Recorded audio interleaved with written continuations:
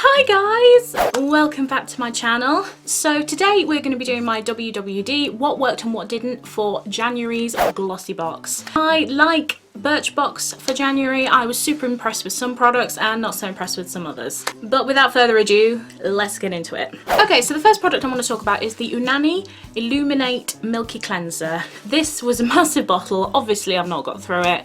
I have been using this morning and night, and this is by far one of the best cleansers I've ever used. It has actually started, I believe, to get rid of some of that blotchy redness I have. I have noticed that I'm not quite as pigmented in with the red blotchiness than since I've been using this. It's just a cleanser which is extremely milky, and it has a gorgeous fresh scent, like cucumbers almost, and it just feels very luxurious, very nice when you put it on. Absolutely love it. I can't wait to get up in the morning and try it, and I can't wait to do my skincare when I get to bed. I thoroughly love this. Probably will repurchase this. You only need a tiny amount, so I think it'll be a while before I have to repurchase, but love this stuff. So the next thing I want to talk about is the Nip and Fab Soften Kale, what was it? The next thing I want to talk about is the Nip and Fab. Oh my god, why? So the next thing I want to talk about is the Nip and Fab. So the next thing I want to talk about is the Nip and Fab Soften Kale Fix Moisturizer. This has an amazing smell. You know what I'm like with my smells. It smells like a veggie smoothie, and I love veggie smoothies. It's really luxurious on the skin. It is probably better suited to someone who has drier skin. For me, I love this. It really did help my skin. My skin looks great. I'm happy with it, but I cannot use it twice a day. I broke out terribly when I used this twice a day. It was just too moisturizing. If a product can be too moisturizing, it was too moisturizing. It didn't border on greasy. It goes away and it dries down and goes into your skin really quickly. It's just that good that it broke me out, because my skin obviously is more on the oily side. Using it once a day is absolutely fine for me. So if you have more oily skin, using it once a day is a better option. If you have drier skin, twice a day, really good. I love it. Really happy with it. So the next thing is the Manuka Honey Hydrating Moisturizing Face Mask. So that's that one here. Obviously I don't have it anymore. I used it. It's just a Korean face mask that you just pop on for about 20-25 minutes and then rub the serum in when you take it off. I enjoyed the experience of a face mask. You guys know I love face masks, but it wasn't my favourite. It felt very sticky afterwards, even after rubbing in, to the point where I felt like I was going to have to go and wash my face, and it didn't say that in the instructions that I would have to go and rinse my face. Felt nice at the time, very cooling, very soothing, felt quite luxurious, but it wasn't the best I've had.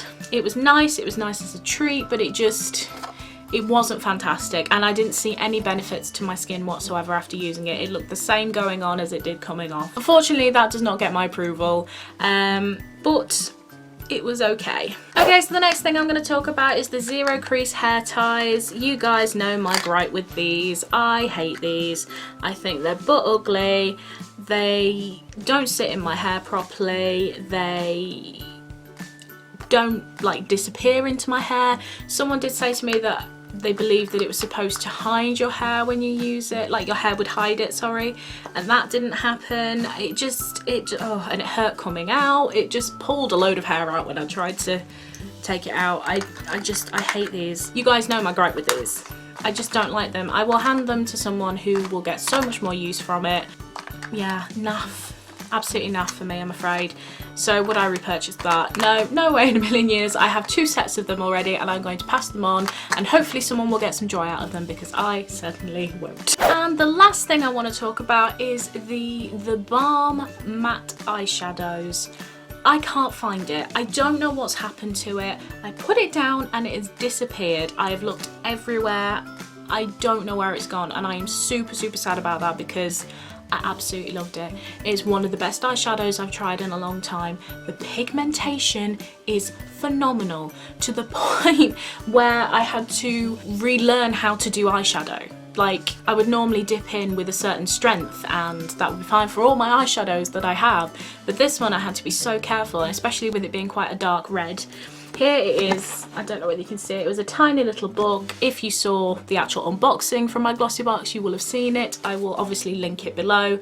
I'm going to find it because it was one of the best eyeshadows I've ever used, like I said, and I went to try the palette in Debenhams, and unfortunately that one shade, and I think it was Matte Kuma, I think that's what it is, please don't quote me on that, but that was the only shade that I really loved. So I'm really sad that I can't find it because I was wearing it every single day. It was just so good. The wearability was fantastic, the longevity was fantastic, the colour payoff was amazing, blending so easy, it blended into other colours, it went with so many colours, it was the perfect fall winter colour. Even going into spring, it's a perfect colour. I love it so much.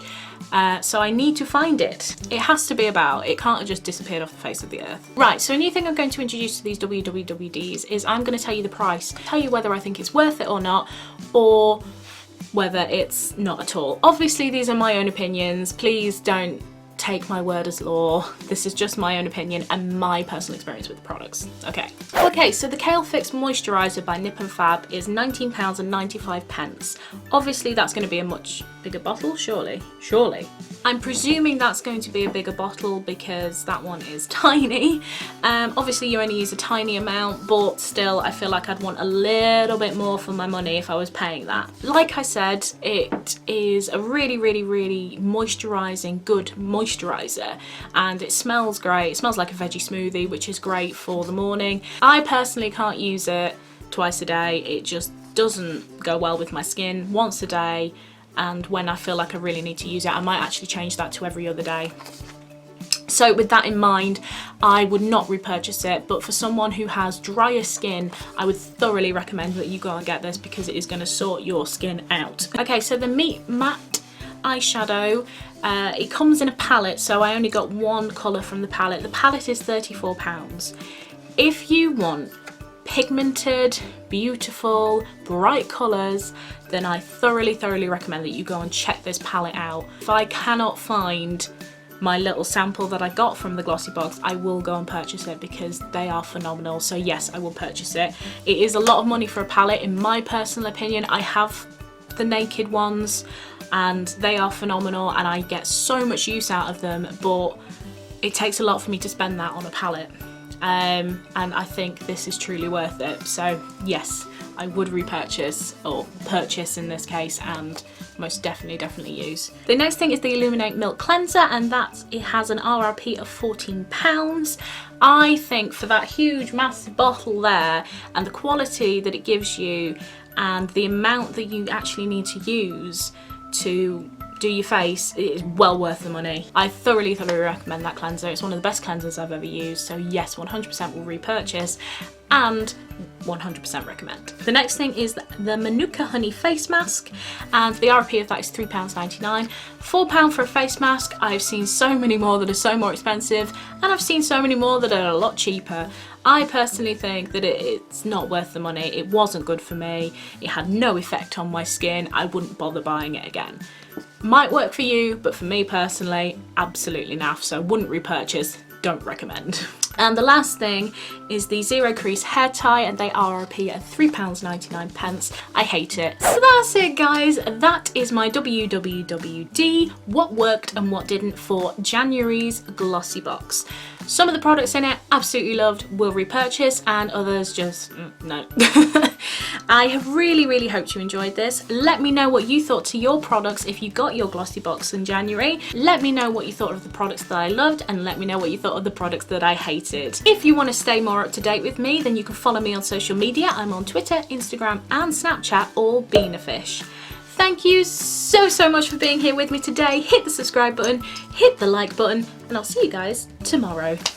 Bye!